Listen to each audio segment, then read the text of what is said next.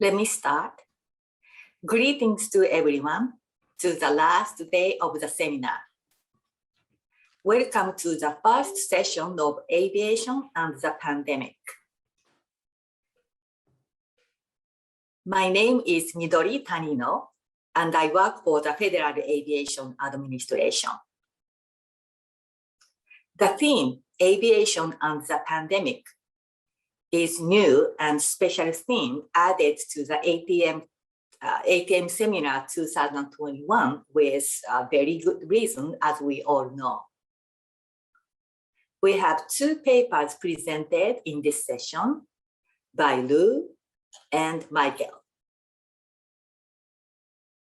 The first presentation is quantifying the impact of air travel on growth of COVID-19 pandemic in the United States, and will be presented by Lou. Lou Dai is a PhD candidate in transportation engineering at UC Berkeley with minors in machine learning and statistics and a graduate certificate in applied data science. She was selected as the rising stars in civil and environmental engineering by MIT in 2021. Congratulations. Her research broadly focused on developing data-driven learning algorithms and statistical models to solve real-world problems with applications to air traffic management and aviation safety. She has collaborated with NASA, FAA, and the Lawrence National Lab on multiple research projects related to aircraft anomaly detection, delay prediction, and airspace management. Ro, please start.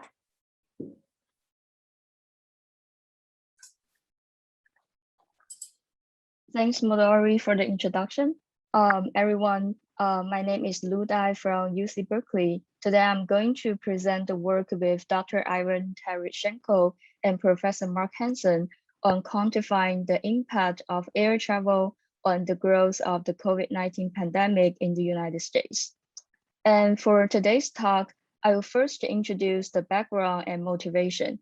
After introducing the data sources, I will get into a little more details on the air travel variable, which is the main factor of interest in this study and is also a significant novelty of our work. And then we go through the cross-sectional analysis, discuss the model results, and finally end this talk with some conclusions and future work. So in this study, we aim to investigate the dependence of pandemic spread and the air travel mobility by answering this question that how and to what extent air travel may contribute to the COVID-19 pandemic spread in different periods. So we estimate county-level cross-sectional models using realized flight operational data from 2020 while controlling for other potential covariance and spatial autocorrelation. And why are we interested in this question? Some ongoing research is indicated to provide insights into the utility of preventive measures and help answer the question that, is it safe to fly? And also, it could help to investigate whether certain transportation interventions, such as open or close a specific airport, helps reduce the pandemic spread. So, and based on these reasons, we conduct this research. And moreover, this study benefits from using a wide range of data sets that we fuse together to derive various factors that may potentially influence the pandemic spread. So we collect the pandemic data, which records the county level COVID-19 cases and mortality, and the data related to air transportation, including the FAA ASPM flight level dataset, airport level daily TSA checkpoint throughput, aircraft seating capacity, and the airport information from BTS. As to the ground transportation, we also collect the geospatial information of the road networks, the county boundaries polygon, and county by county vehicle miles travel collected by a a company called Streamline. And we also obtained the socio-demographic characteristics for each county, including like population density, urban population demographic, educational attainment, and economic data. And the last data set is retrieved from Google Earth Engine for weather and climate features such as shortwave radiation, temperature, and precipitation. And now let's first concentrate our focus on the air travel variable. So think about it, how would be a reliable or robust estimate for formulating air travel? So the first answer would be like aircraft traffic flow, but during the pandemic, this is not the ideal answer. It is because that the passenger load factor has declined significantly during the coronavirus outbreak. Thus, the aircraft traffic flow may not be the reliable estimate for formulating the air travel variables. And then how about the air passenger traffic flow? So would be great, but unfortunately that data availability is sparse and incomplete due to the sudden emergence of COVID-19. So we are motivated by the recognition that it is critical to develop a novel approach that can be rapidly deployed for traffic analysis with currently available data. And this metric should be easily updated as more data become available. So in the next couple of slides, I will show how air travel variable, which is the daily number of air travelers entering each county, is derived using currently available data in our real world. So there are 3 steps. First, we will first estimate the passenger load factor using the TSA throughput, which is the Transportation Security Administration throughput at the airport, and use it to compute the airport level passenger traffic, also transform this airport level passenger traffic to county level passenger traffic via the traffic distribution. And let's see what data are currently available that we can use to derive these air travel variables. So the first one is the ASPN. The FAA SPN individual flight dataset records individual flight activities. But for this dataset, we don't know how many passengers are on the flight. And another dataset, which is the Transportation Security Administration TSA checkpoint traveler throughput, that dataset gives us that how many passengers depart from a particular airport. But with that dataset, we still don't know where the passengers are going. And one naive approach for using this dataset would be to cheat the daily ratio of 2020 TSA throughput to the 2019 TSA throughput as the passenger load factor for all the flights departing at that airport. As shown in this figure, the blue bars here represents the 2020 TSA screened passengers at all the US airports and compare with the passengers screened on the same weekday 1 year ago in the gray. So as you can see, there is a significant drop for the TSA passenger throughput. But can we use that ratio of like 2020 TSA to the 2019 TSA as the passenger load factor? The answer is no, because this ratio could be problematic and runs the danger of underestimation. Because as the traffic demand went down, the airlines also start reducing the number of operating flights to fully utilize their seating capacity in order to minimize the economic loss. So therefore, we need to develop an approach that can approximate the passenger load factor considering both the traffic volume and the reductions in flight schedule.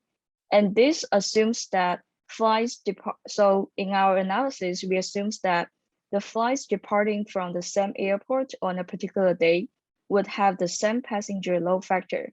And based on that assumptions, we could calculate the passenger load factor for all the flights that depart from the airport O on the day T using the TSA throughputs and aircraft seating capacity CM information to calculate this passenger load factor. So it basically distributes all the departing passengers on all the flights that depart from the same airport. And then this computation, this formula gives us this blue curve in this plot. This is our estimated passenger load factor averaging over all the airports in the US. And let's now take a second to see if this passenger load factor makes sense. So in general, as you can see, our estimated passenger load factor is a little bit higher than the gray curve. And this gray curve is what I mentioned in the beginning, the naive approach that we take the load factor approximate by the traffic ratio in 2020 TSA throughput and 2019 TSA throughput. And this relationship, our estimated PLF greater than the load factor approximated by the traffic ratio, this fact reflects the fact that although the traffic is reduced a lot during the pandemic, but because of the scheduled flights are also reduced, so the passenger load factor would not be as low as the traffic ratio that we observe here. And so from this point, this makes sense. And let's also look at the red dots that label on this curve. Those are the days with some special events, such as this is the first shelter-in-place restriction approved date in the United States, and the first state reopening date, 4th of July, Labor Day, Thanksgiving Day, and Christmas. So they appear to be at the peak or at the turning point, which in general also matches our expectations. And also, if we look at this curve, in the early March, the traffic fell mostly steeply after the CDC issued the travel advisory.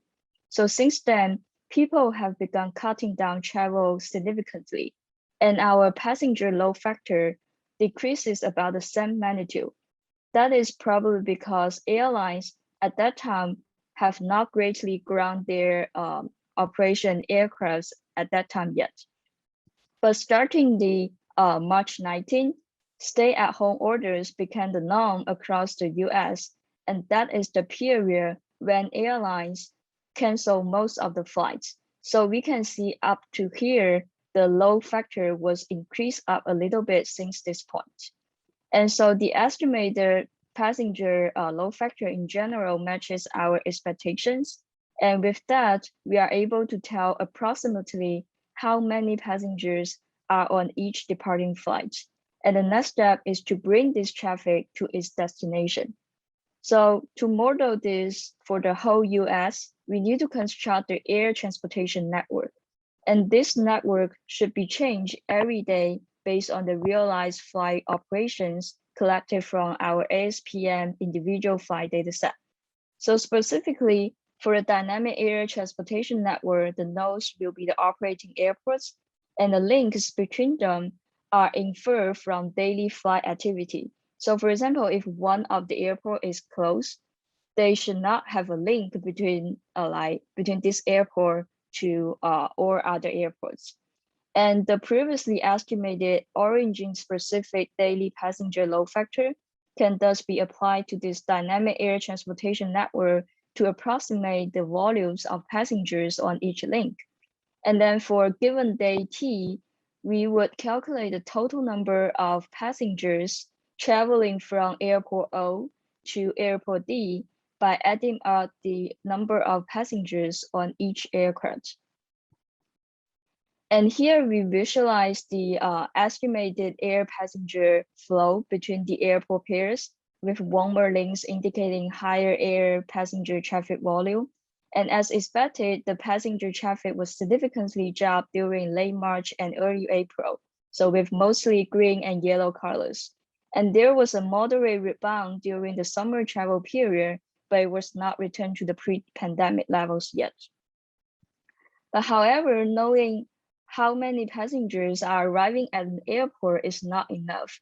What we want is not airport level, but the county level cross-sectional analysis.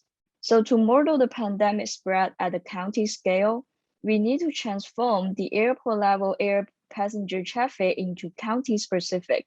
So before we only know how many passengers are arrived at a certain airports now, but we now need to answer the question that how many passengers are arrived at a certain county. So as demonstrated in this toy example, we wish to see how many of the air passengers arriving at SFO airport on day T will go to a specific counties around the SFO. So this is actually a traffic distribution problem that solves how air passengers at the airport will be allocated into a particular county. So here follows an immediate question that how do we define neighboring counties of an airport? Inspired by the some literature on the airport passenger leakage studies, we decide to consider counties within 300 miles of each airport as the targeted counties to allocate the air passenger flow. So now we need to decide how to allocate these passengers to the neighboring counties that we identify. So here it comes some assumption is that we assume the traffic distribution is based on the county population and distance to the airport.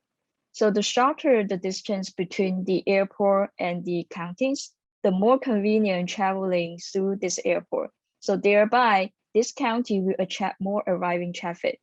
And the second one is the counties with larger population should have the higher chance of having these arriving passengers. So based on these two assumptions, we define the traffic distribution probability in the form of the exponential function and calculate the number of air passengers going from airport D, destination airport, to county I on the day T as this QIDT variable.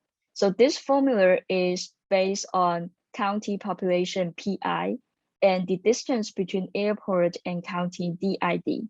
So, and there are, as what we mentioned before, there will be I counties in total within the 300 miles of the airport D. And we are going to distribute all these air passengers arriving at the airport D using this ratio. And this ratio, as you may notice, there is a unknown parameter alpha that we need to estimate it. And how we estimated the alpha parameters is by parametric analysis.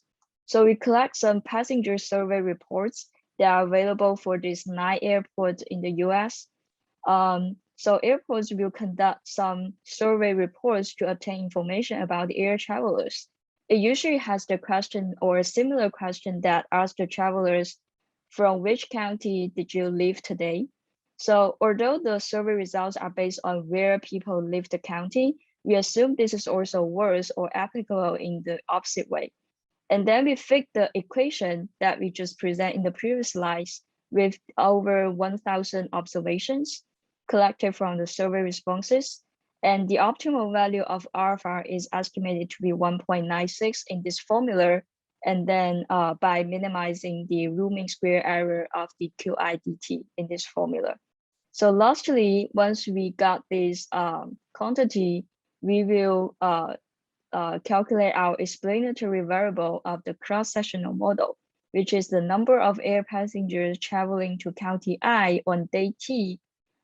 This is calculated by aggregating over all the destination airports around the county. And this variable will be the explanatory variable in our model and will be the main interest of this study. So we spend a lot of time on the air travel variable because of that is the main factor that we want to care about. And now we move forward to the cross-sectional models and briefly introduce other explanatory variables.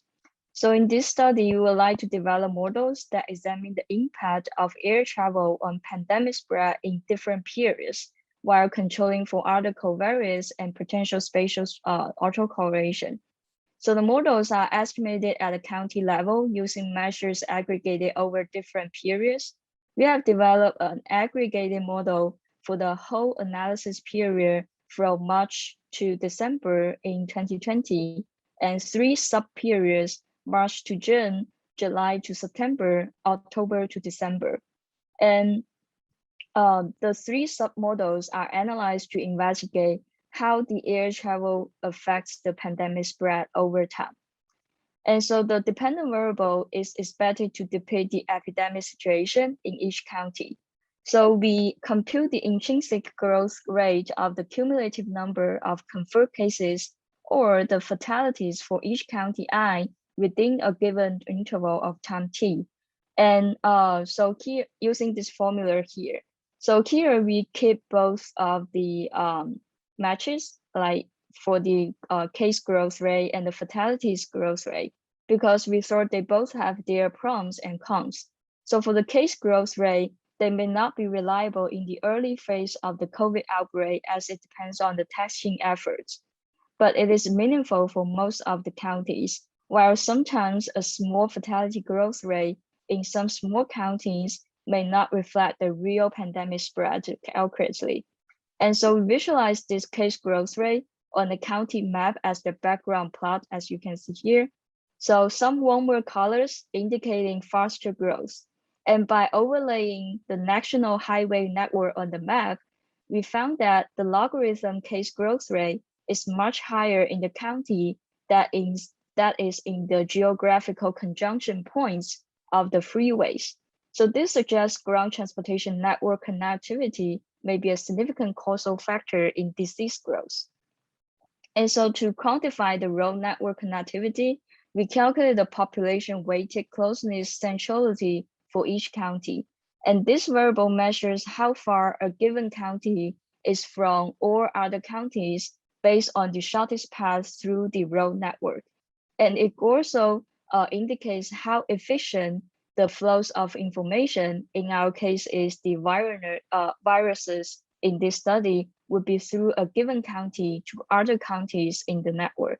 In addition, we consider effect of the population size of the reachable counties by introduce this population multiplier. So the population weighted close centrality for county I is calculated based on the shortest path distance between counties via the road network. And what is the road network? In our case, we choose the national major road system to construct the network.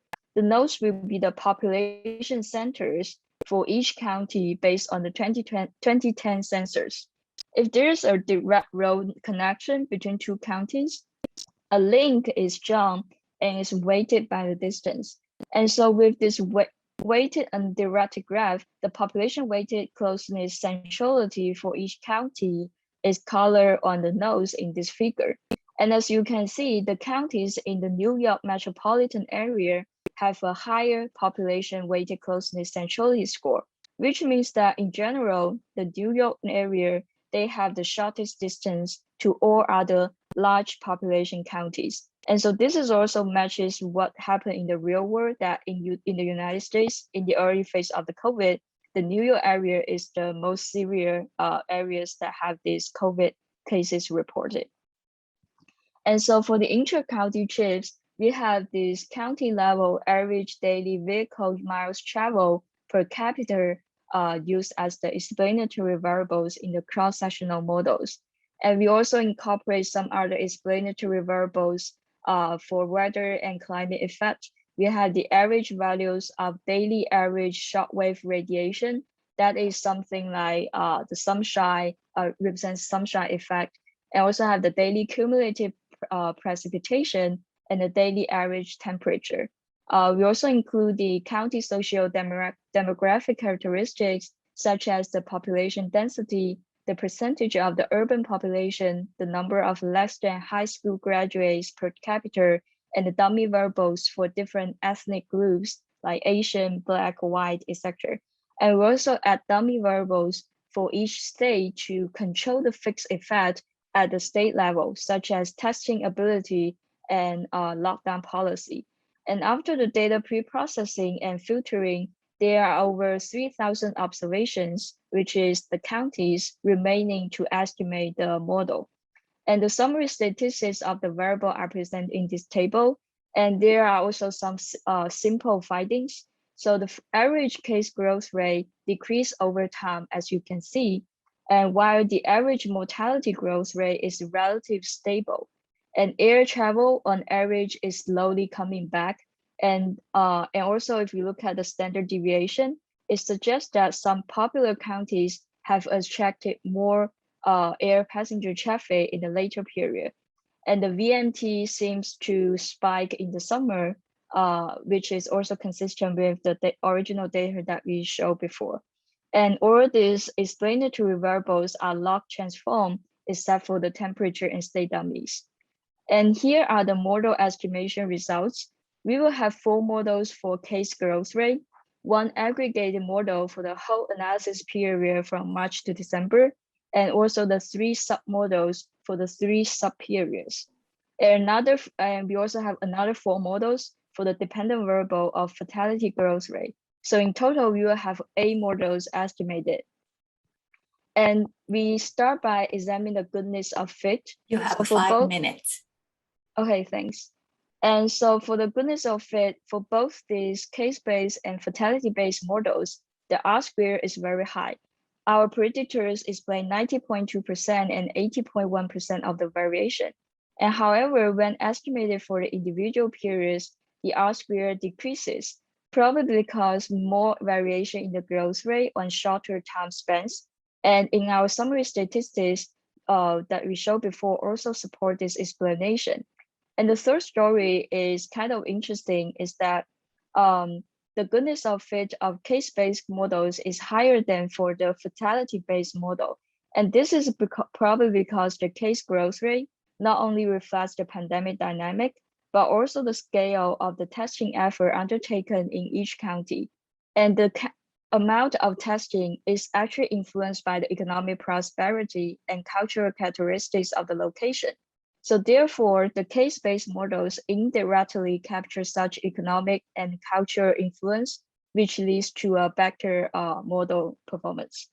And then we look at the primary variables of interest, which is the number of air passengers traveling to a given county. For the whole analysis period, the influence of air travel on the pandemic spread is strong and positive. And if we look at the period-specific models, the regression coefficient is positive for the March-June models, but after that, the effect is weak and not statistically significant. So there are several possible explanations for these results. We think that it may be the level of pandemic spread is largely determined to a significant extent at its beginning, and air transportation play an essential role in the early seeding of the pandemic. So therefore, counties with stronger air connections, they had a higher early virus load, which determined the remaining course of the pandemic. And also the second explanation is the behavior adjustment. In the later period, more information such as the location-specific case numbers became available to the public. So this may have deterred travel to places with high case loads, and some symptomatic spreaders were urged not to travel. So thus they became less likely to travel to other regions and spread this infection. So we also have other variables, but due to time limit, let's resolve one last concern of the spatial correlation. So one concern is that the outcome in a given county likely depends on both the characteristics of that county and the outcome in adjacent counties. So we have this Moran's I statistical test to see if they have some spatial autocorrelation with that. So let's jump into the result is for the case growth rate models, the Moran's I values indicate fairly weak positive spatial autocorrelation across all the periods and are not significant. So it means that we fail to, the model residuals do not have a spatial pattern that we were unable to control for. But for the mortality growth rate models, it had the weak negative spatial autocorrelation. But in the second period, which is the July to September, it has a significant negative spatial autocorrelation, which means that if the fatality growth rate is large in the neighboring counties, the subject county likely has a low fatality growth rate.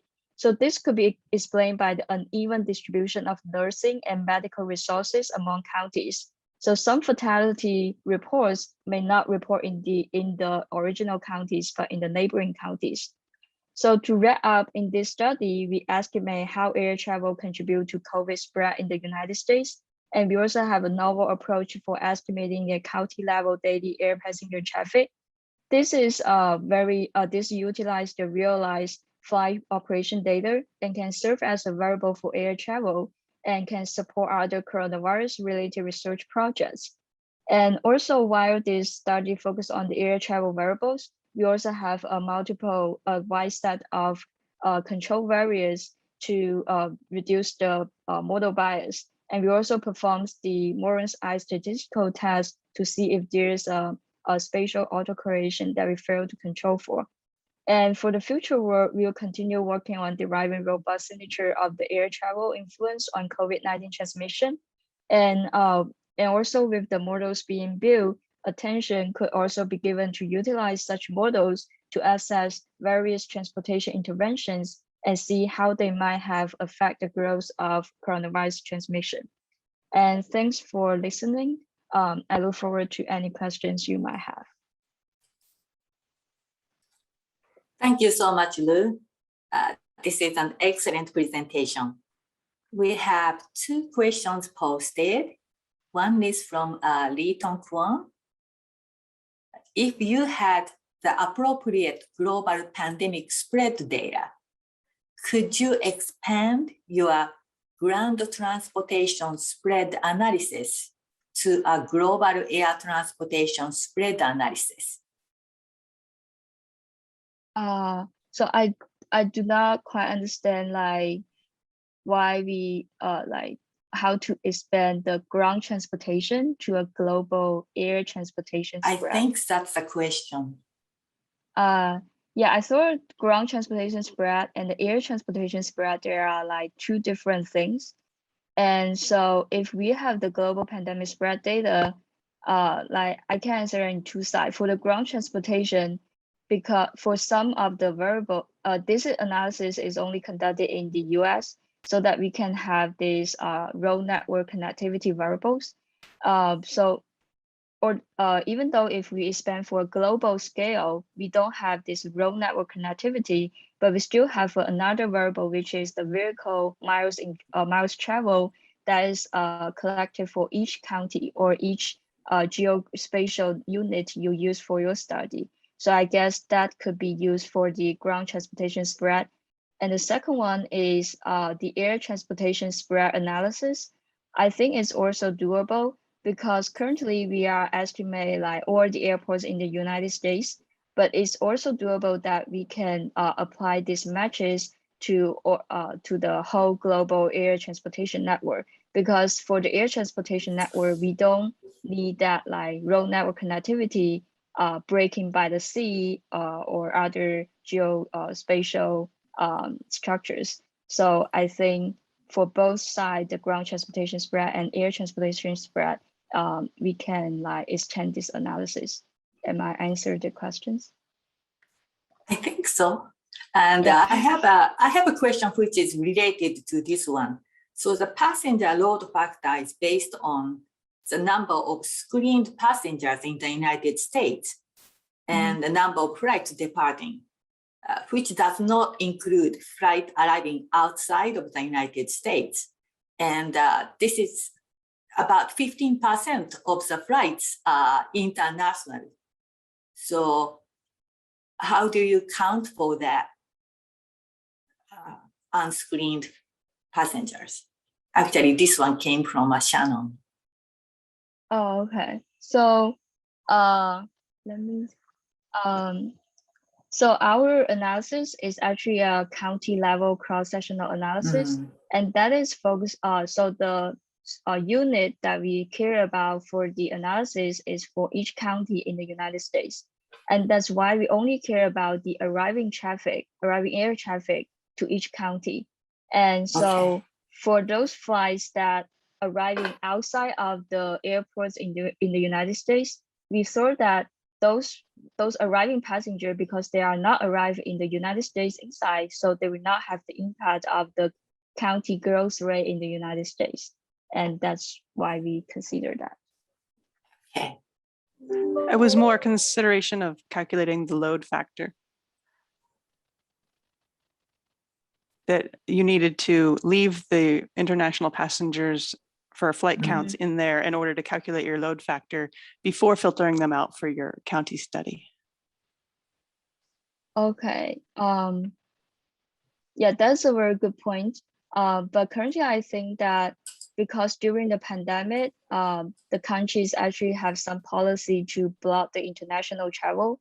So I thought that even though they might have some impact on our passenger load factor estimation, but that effect might not be too big for our estimation, as we don't have much international travel to our during the pandemic. But we'll consider that in the future work. That's a very good point. Yeah, I think that your creative use of and a variety of data was very, very impressive. So I just found the one nit I could. So very impressive. Thank you. Thanks. Thank you. And Sandy has a question. Do you account for the COVID rates of the areas from which people are traveling?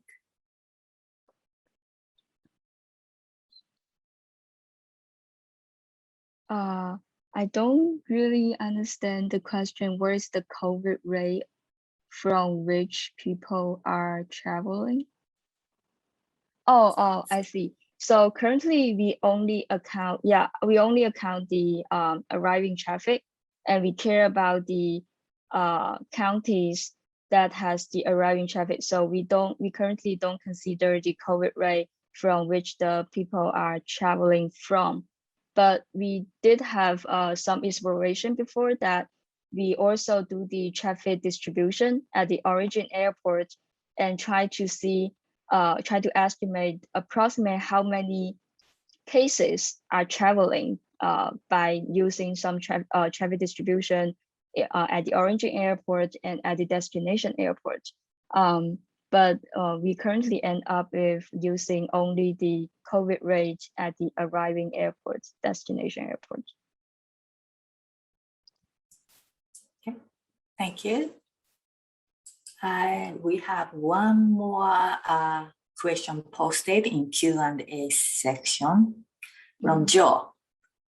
Have you done any sensitivity analysis regarding your assumptions?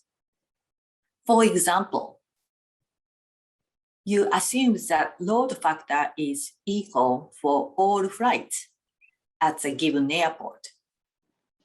You could examine the sensitivity of the result to this assumption. Yeah, the answer is no. We currently haven't done any sensitivity analysis regarding the load factor assumption that or the flights at a given airport has the so that assumption is just based on some data availability that is easier for us to estimate the load factor for each flight, because we only know the total number of flights that departing at a certain airports, and we only know the total number of passengers and total number of flights, and that's why we made this assumption. But in the future world, I think it's a good point that we estimate this, conduct some sensitivity analysis to validate this assumption. But for now, I think it may not impact our model estimation results too much, because this is approximate load factor, and it represents average scale of the passenger traffic in the United States air transportation network. And we conduct it as a county level, and it should account for how many passenger traffic are traveling to airport, and then the airport do some traffic distribution to the counties. So those effects are really maybe eliminated during this distribution process. Yeah, Thank you. I answer all these questions. I think you did. Okay, this is the last question. I also, yeah. Oh, okay, last question from, let's see. Did you consider connecting versus originating passengers at airports in load factor estimating? Yeah, so I prepared this question. So currently we only consider direct routes, and we noticed this limitation. We don't have a specific data set that can tell us whether there's a connecting traffic or not. And so we also assume that the kinetic traffic should have a smaller effect on the estimation of the passenger traffic than usual, is because travelers were, during the pandemic, travelers were more inclined to fly direct routes over connecting routes during the pandemic. And that is one of the caveats of our model discussion. All right, well, thank you so much for the wonderful presentation and good questions and answer session.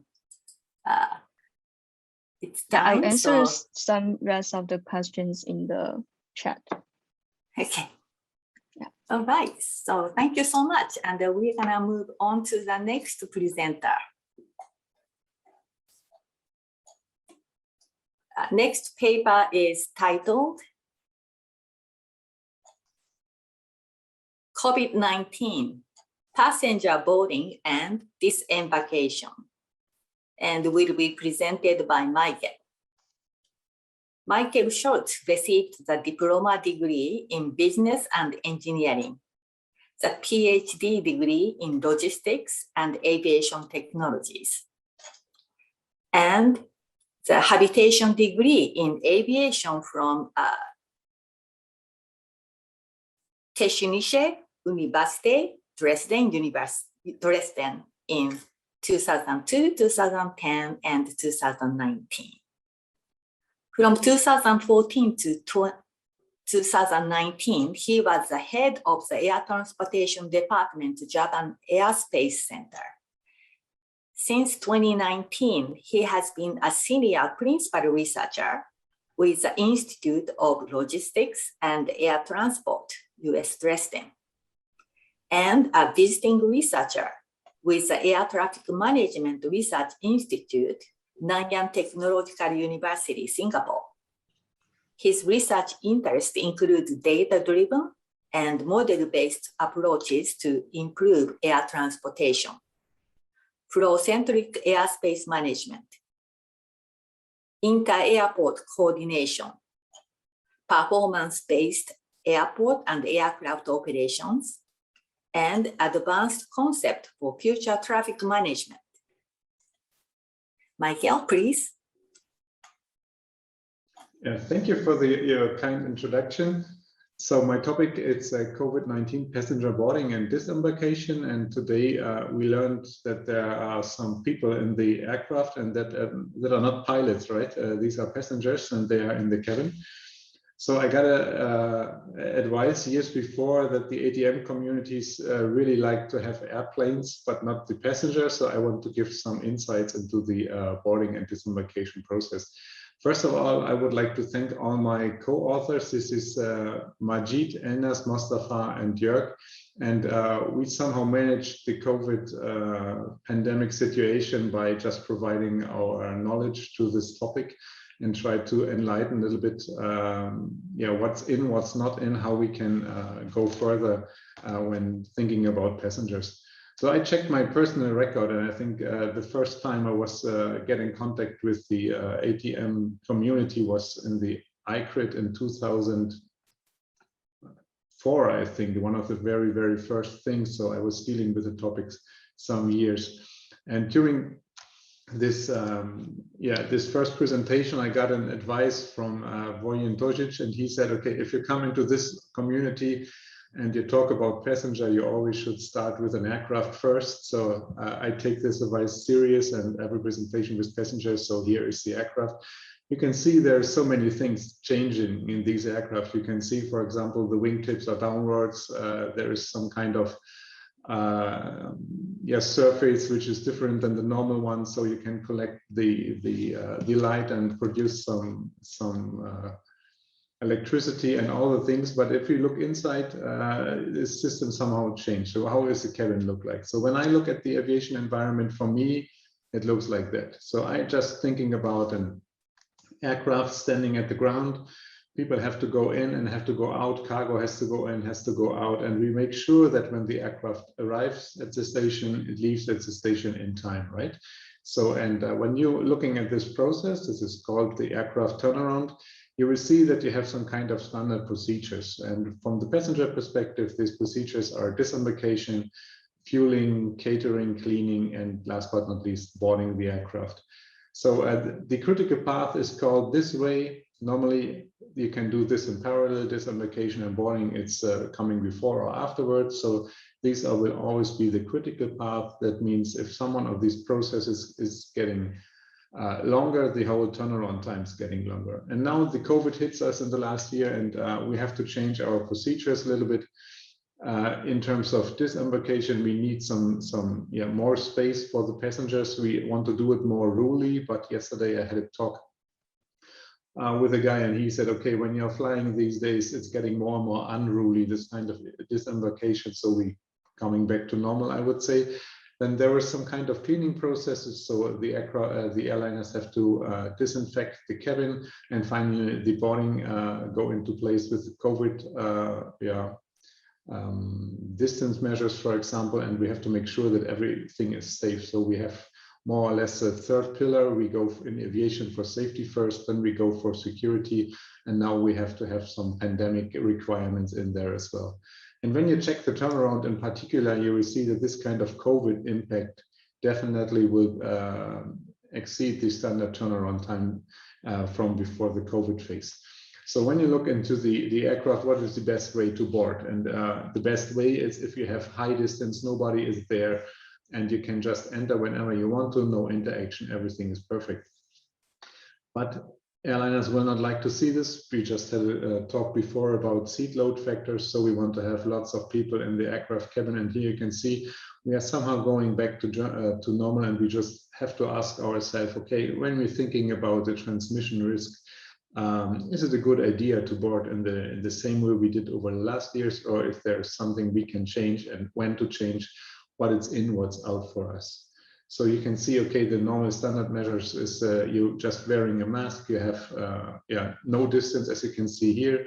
And so sometimes you have to ask yourself, okay, which measure will be the best? So the presentation is a little bit going like that way, that I present you our model approach first, and I would show you something about the additional work we have to make some assessments for the transmission risk, and then I show you some results. Okay, I think you're ready for boarding, and this is a standard thing everyone should know about this. So everyone who's flying has some own experience, some own knowledge about, so there are different kinds of rules from different airliners. The airliners are somehow more saying, okay, this is the best, that is the best. So from my perspective, the only thing I would like to have as a passenger is somebody who's responsible. So I personally think it's not that so important that you have a good sequence. It's more like that someone makes the rule and make sure that everyone stick on the rules. So I think this is the most prominent thing, even for the COVID phase, which is important for the boarding. Someone has to make rules and have to make sure that everyone will stick to the rules. Okay, I think you are ready now. So when you normally go for data-driven approaches and you want to look into the future, you do something like this. Yeah, you make some kind of statistics and you say, okay, come on, I have some data points. I see so many passengers boarded the aircraft. I see the boarding time, and you make a lot of measures. And then you can say, okay, if you're asking for 200 passengers, the boarding time will, taking this as a basis here, roughly 20 minutes. Then you can go for even more sophisticated stuff and say, okay, the dotted line is not really a good one. Just take this solid line, because I just assuming this fits better. And then you say, okay, for 200 or 180, it will be a little bit lower. So the way is you do some statistics, right? And you can even get more advanced statistic and can make it more complicated. But this always means that you have time to observe a situation, you can learn from the situation, and then you can make assumptions. But what is when something is new and you could never observe before? So I got the honor to get called by some people. They building the side slip seat, and their idea was, okay, if there's a chance that we can move a seat like this during boarding, and then we can have this kind of widen the aisle. So person with reduced mobility could pass the way. So even if on the left side is boarding, we can pass on the other side. So, and when we reach the situation at our row, then we can somehow bring it to this configuration, and then anyone can see it. And then they ask, okay, do you have any idea how this would improve boarding? And then it naturally came to the point that data-driven techniques could not really help. So we have to go for model-based approaches. Model-based approach, it means that you build up a model and bring in all the features you need. So as you can see here, there is the aisle. It's a very simple one. Here you have some passenger with the green status. I come to the color later on. Here you have this kind of side slip seat. So if someone is sitting, the seat is in normal, no, it's like a normal seat row. And here you have the kind of collapse situation. And then you can simulate, and then you can make some analysis. So the point is, when we go for COVID, is that we cannot go for data or for measurements, but we can go for modeling validation and not really validation, but for simulation, and then we can somehow to extract some knowledge about future processes. Okay, the good point from our perspective is that at least from the point of moving passenger, it's easy to model, right? So you can see the aircraft cabin, it's pretty simple layout, so you do not have a big navigation task. It's more like entering the aisle, go in the direction of your row. If you reach the row, stop, and then do the stuff you have to do, like storing the luggage, and then to take a seat, right? So it's for passenger, it's dynamic, it's easy. If you go to the terminal, it's definitely more complex when you have to navigate to the terminal buildings. So the navigation task is not that complicated here. Even I think one of you already know this, that someone of the guys passing their rows and then you have to go back and back against the stream is not a good idea at any time. So what we could use out of this approach is that due to the easy grid structure we have, we can use a stochastic transition process. That means a person can move forward by terms of, okay, if they have a high transition probability, I can go forward. This transition probability gets lower if somebody stands in front of me, and it gets really zero if the cell in front of me is blocked. So it's called simple exclusion. And finally, it's an asymmetric simple exclusion process. It's very well known in the literature, and we implemented this, and this program, this code is running since 15 years, I think now. And so we are very happy to have it, since we will be able to run 100,000 simulation run in under 5 minutes. So we can check very, very high amount of scenarios and to see, to derive some stochastic relevant results. Okay, with this simple situation, we just come to this kind of simulation environment. As you can see, we have an arrival stream, passenger coming, entering the aircraft. Then you can see the typical queues. And in the front, you can see that this guy wants to take a seat. Everyone after him have to wait. And this is an easy situation, and easy means everyone is green. Easy in this context means if somebody reaches his row, nobody is sitting there, and there is no, we call it the seat shuffle. There's no seat shuffle necessary. As you can see here, here's a little bit yellow guy, and as you can see here, here's a green one. So there have to be a seat shuffle. That means this guy has to go out, you have to go in, and then you can, both of them can take a seat. It takes more time. And you can see here it's a little bit more complicated, gets more and more complicated if the red one wants to enter the window place and the others are already blocked. It's taking more time, and then more and more passenger has to wait. So for us, and even for the visualization purpose, you can see it's easy. If everyone is green, the simulation scenario should be a good one. If you have a lot of reddish or orange person in there, it's getting complicated, and we can try to optimize. So, and the other big point of this simulation environment is that we can nearly reproduce every kind of scenario. So as you can see here, black is boarded first. You see it's a random scenario. There you can see some kind of a sequence with no specific order. But this one can change. So you can have two typical patterns. One is you're boarded by the seat row. So here in this case, you are boarded blockwise, starting at the end of the aircraft, coming to the front of the aircraft. So this is normally called the back to front boarding. And we have the other one. This is seat based from the outer to the inner. So this is normally called the outside in procedure. That means you try to board every person sitting on window seats first, and then followed by the middle and the aisle seat. And finally, you can combine these kind of scenarios in any way you like. So there is a very fast one, is called the reverse pyramid. So you start at the end, at the outer side, at the aircraft, and finally you end on the inner side. Or you have this kind of optimized block boarding. So I do not know how experienced you are with this kind of strategies, but I can say the back to front is not the fastest. If you go for block boarding, it's always a good idea to have this kind of blocks. So now we came to the point that it's, the online version is not that good. So I normally ask the question why this is better than that. So I have to give the answer by myself. As you can see here, if the people they want to board in this place, they can somehow wait in that area. And in parallel, these guys can board at the same time waiting here. And then you can see that it's having this kind of alternate stacked approach. Will be one of the fastest when you go for block boarding. Okay, finally, we can bring in every operational constraints we have. Normally, if you have a first class, they are boarded first, not only first class, but priority passenger can do the same.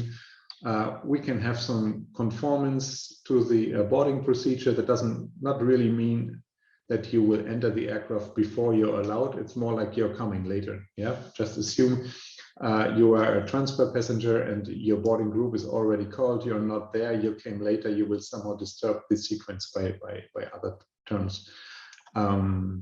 Yeah, then you have the seat load factor. We already stressed a little bit. So the airliners are not always fully booked. So there's a chance that you can take some seats, and there's a chance that you can take no seats. And finally, you have this kind of group boarding. And this will be one of our solutions later. So I will explain a little bit in that. So if you are boarded in groups, there is a big advantage because you organize the group by yourself, right?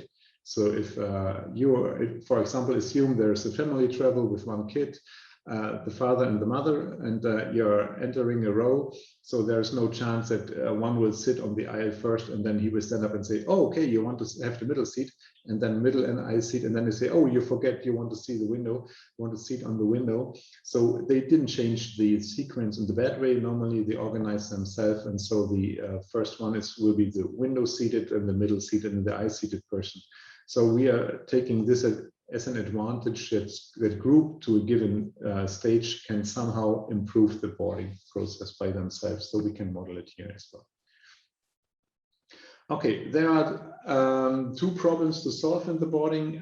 First, I already said something about this. We have to make sure that this is not happen. So just make green lines. That means, okay, outside in would be a good idea if there's a chance, or a board group like that. Then we have the baggage pieces we have to store. So there's always a good chance that if you allow passenger to bring in every baggage pieces they want to, that you take additional time for storing. That will block the aisle, and you see it's getting a cascade. So yeah, in the last year, you will see that it's getting more and more, the passenger is forced more and more to get only one baggage with him, or one and a small one. So it's somehow limited. So we have to make sure that this time will not getting too long.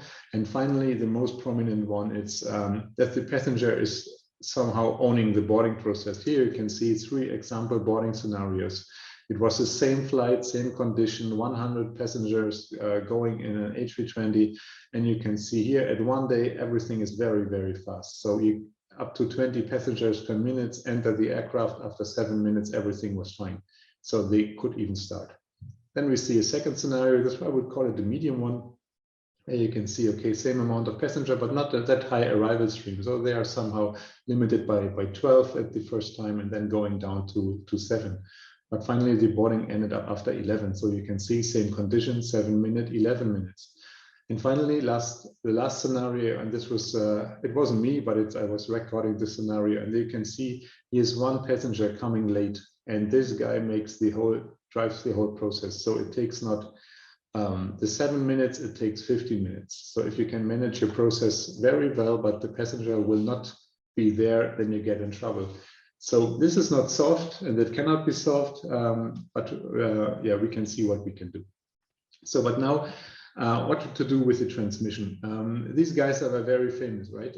I did not know how many of you see this picture, but you can see here the air ventilation system of an aircraft, and they changed one of these big filters. And we learned last year that the filter is a very heavy technology, and yeah, it can help us to reduce the transmission in the aircraft itself.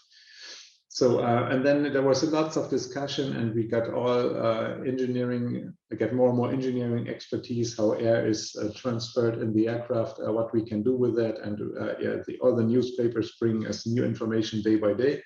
So we do not want to go into detail. So we say, okay, this will be solved by others. What is our contribution? And we said, okay, Just assume a very simplistic approach. You can read more in the paper. I will not go into detail, but just assume that you have some kind of bubble around you, right? So I think we all can agree, if you are an infectious person and somebody is very close to you, there's a very good chance that he gets somehow infected too, right? So if he's far away, I think every one of us agree that the chance decreases by distance. And also it decreases by time. So if he is one guy standing here all over the time, we assume over the time that the chance is getting higher as well. And this is described in this formula, and I think it's a pretty forward approach. And then we just make an assumption and say, okay, to the left, to the right, this would be somehow looking symmetric. And when we're looking to the front and to the rear, to the back, we are assuming, okay, that the infection risk in front of the infectious person is higher than in the back. So we just have some kind of covering structure, and then we put this passenger into our cabin and try to see, okay, how many contacts he have, how long the contact how long the contact duration is, and yeah, how many people will finally reach a high transmission probability.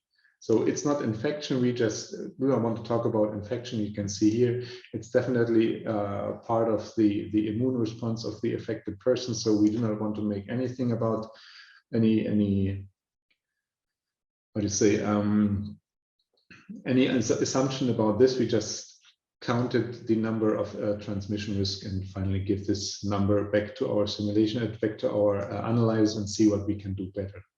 So and then normally we just say, okay, just go for the first two or three solutions we can think about. First, we can say, okay, every passenger have to have 1.6 meter distance to each other. Then we say, okay, we have additional reduction of hand luggage as a kind of solution strategy. And then we can say, okay, if there's a chance to use the second door, the rear door of the aircraft, can we make better solutions?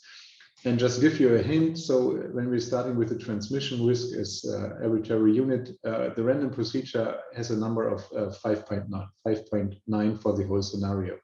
And as you can see, if you just say, okay, we have a minimum distance, this decreases by 1.6. And if you see, there are different kind of scenarios, and then you can see, for example, the reverse parameter will help you to reduce the transmission risk as well. So our first assumption was, okay, just try to check. When we come to the higher physical distance, we say, okay, the transmission risk is decreasing. When we're taking away the amount of baggage by half, it's still decreasing.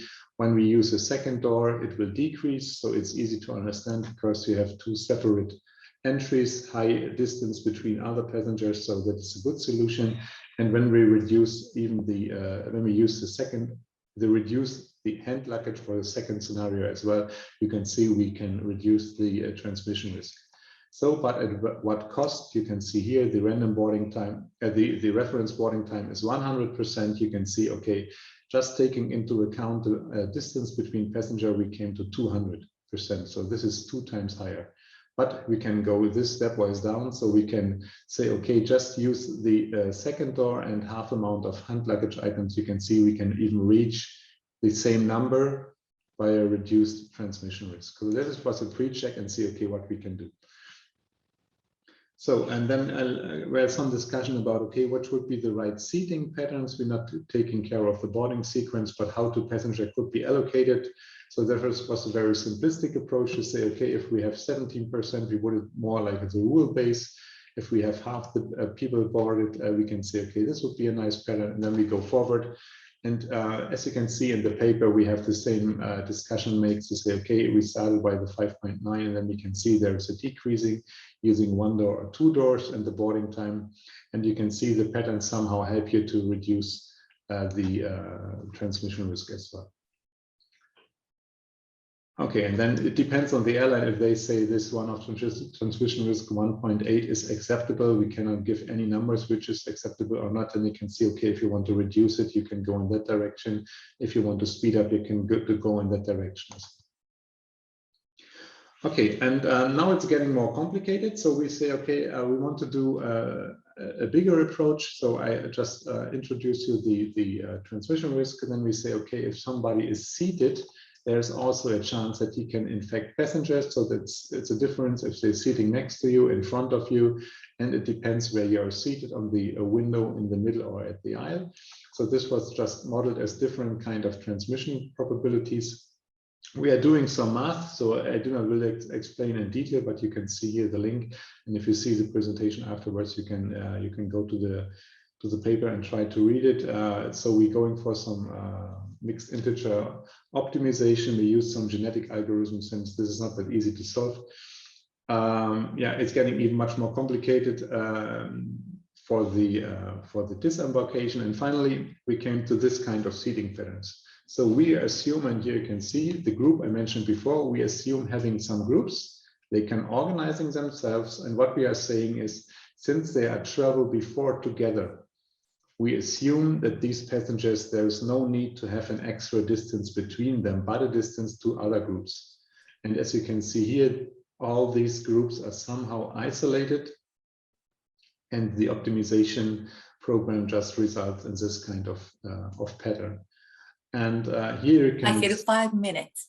Yep. So I just put down the link so you can follow it in the afterwards when it's not seeing that well. So on the left side, I will not click, so just say that on the left side, you see this kind of organized pattern. The middle seat is empty, or the middle seat is seated. And this is a procedure the airliners want somehow applied. And on the right side, you can see our sequence. And I just start now, and then you can see which is faster. So as you can see very nicely on the right side, the groups organizing themselves, they have their own spaces. There are a big distance between each other, so they are not even fast. They also have greater distance between them. And here you can see, yeah, they are ready, and the other system is still running.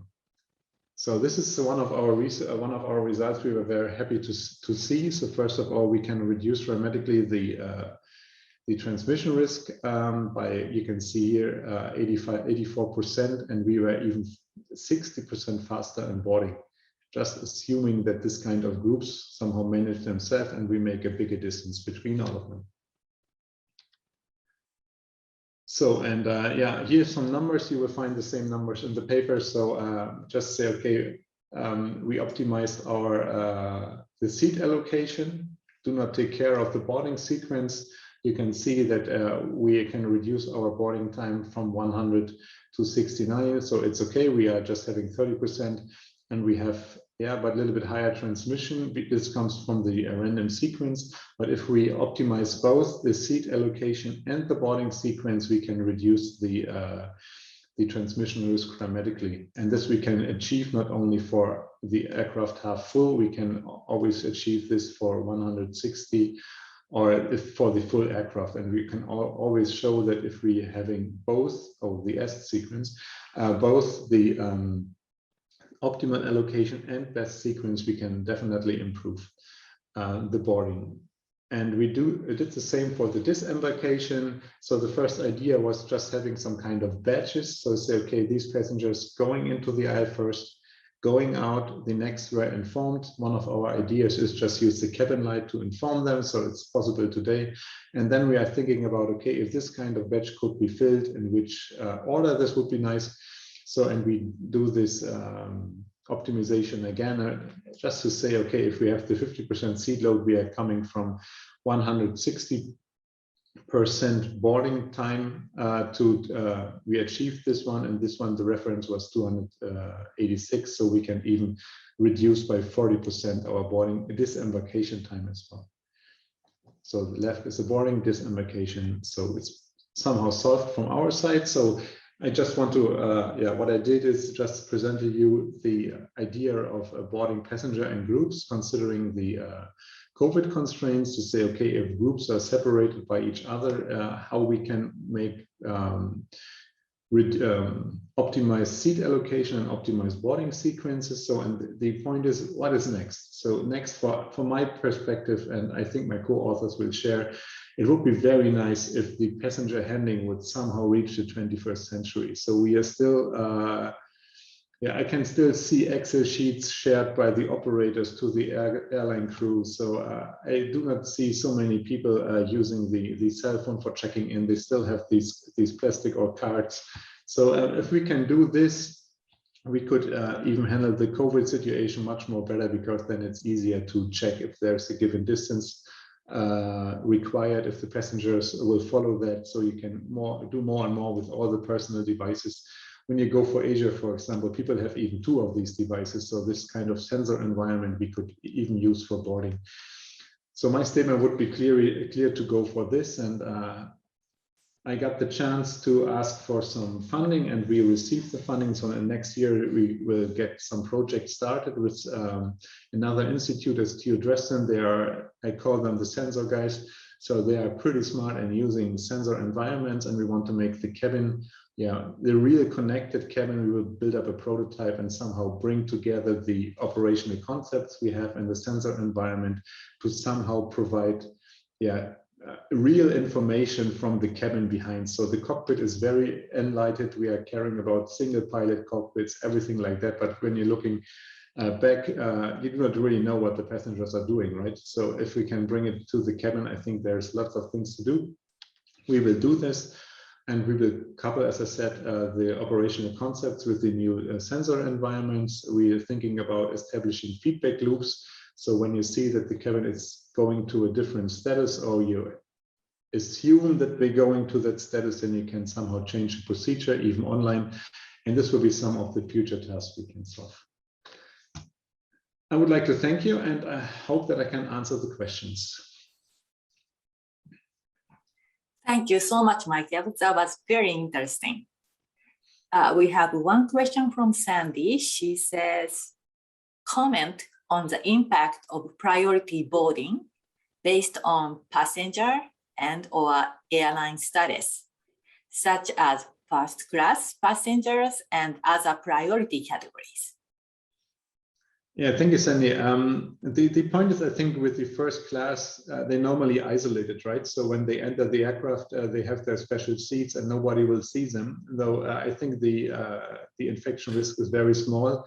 But I think, for example, priority passenger, that could be that they disturb the sequence from our perspective. So disturbing the sequence always show that the infection, the transmission risk, it's getting a little bit higher. But since we could press them down to a very low number, I think if this priority, it's only 5% or lower than 5% of the whole sequence, it will not really a big problem for that. So first class, yeah. And from the perspective of optimization, these guys are disturbing the procedures anytime. So I had some talks with the airliners, and they really like to offer this kind of product. And everyone has to ask himself or herself. Sometimes we like it to pass the queue and show I'm a priority passenger, right? So it's I do not see in the future that we can get rid of it. So yeah, they will somehow disturb, as I said before. First class, I think it will not be a problem since they are isolated. It's more like priority economy, something like that. Then we can get in trouble. That's true. Thank you. Shannon, I know you cannot type your question. Would you like to ask question directly? Oh, sure, I can do that. All right, yeah. So I thought your paper was very interesting, Michael. I have a question. That you mentioned how the disembarkation process is often more chaotic than the loading process, and I, highly agree, because passengers are really worried about making their connecting flights. I've been on flights where they are crawling over me in order to get out. So I am worried. I'm saying, and with this new model, there's, client compliant passengers are asked to create this extra space, which is even going to make it, more opportunity for these non-compliant passengers to shove their way out. So I'm thinking there needs to be a non-compliance model in the disembarkation process, and then you could study which method is more robust to this occasional non-compliance. I think it's depend on the flight attendant, right? So I was once on a flight, and there was a very strict flight attendant. Everyone was saying like, okay, I will do so. And she was not loud, but she was very very strict, let me say like this. Yeah, I think that's a typical problem of a free rider, right? So if you have empty space, someone can jump in, they will jump in. I personally say it a little bit differently. So I hope I can say it in English correctly. The point is, we are from the aviation industry, from the airliners, we are well, how do you say, well-trained pets. So they say, okay, you have to be 2 hours before in the airport. I will not transport you. And we said, yes. And we say, okay, you have to bring in your bag. You have to tag your bag. You have to bring your bag to the station by your own. No, do not ask any one of us. There is an automat. We say, yes. And they say, okay, there's a security control. You have to put out your shoes. You have to stand in front of people like that, and you get screened. And we say, yes. And we are so well trained. And I think by myself, there is a chance. So if you have an unruly passenger, there is a chance. But I would say it a different way. If people learn that this is best and fast, then they will comply to this. But there is no chance to learn it. If somebody has to force you first, and then you have to see, oh, it's better, and then you have a chance for going that. And I think it's the same when you're waiting for the bus and they're saying the next bus is coming in 10 minutes, right? You get de-stressed. So if in the aircraft with some information will be, do not care, Shannon, I know you want to reach the next flight, you have 1 hour, I checked the route, you only need 30 minutes. Please come down, take a seat, have a nice movie. If this kind of information would help us to de-stress ourselves, then it would somehow help to de-stress the process. So, but you're fully right. If you're under stress and you definitely want to reach the next flight and you have to run, you will be the free rider. I agree. I've always wanted more information. I have one other question. I noticed from your figures that it looked like most of the small groups or individuals kind of are placed at the front and the larger groups placed at the back. Is that by design or a natural result of the genetic algorithm? Somehow both. So the idea is if you put a lot of people in the end of the aircraft, they can make their own stuff because you want not block the aisle in the front of the aircraft, right? You want to have fast processes in the front because so many people, at least all people, have to pass one row, the first row. So and only less people has to pass the row 27, for example. So it's a good idea by purpose to put the large group in the back. All right, very interesting. Thank you. Thank you for asking. And I don't see any other questions posted.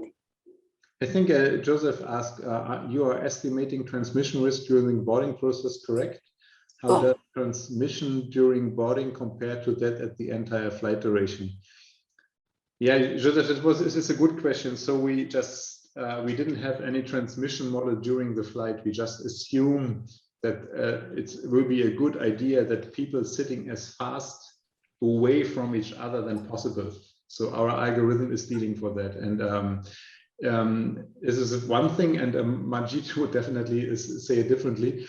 I showed a picture before. When you are seated, you got a transmission risk in a diagonal direction in front of you and to the next to the right. And this is different from the boarding. Yeah.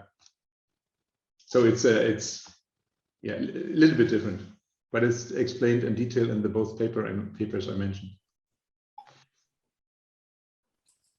Thank you. I don't see any other questions, and I think we are right on time for this is a great disembarkation for the session. Right on time. Well, thank you so much for Lou and Michael for the wonderful presentation and the great questions from audiences. And I'd say this session is now closed. Thank you so much.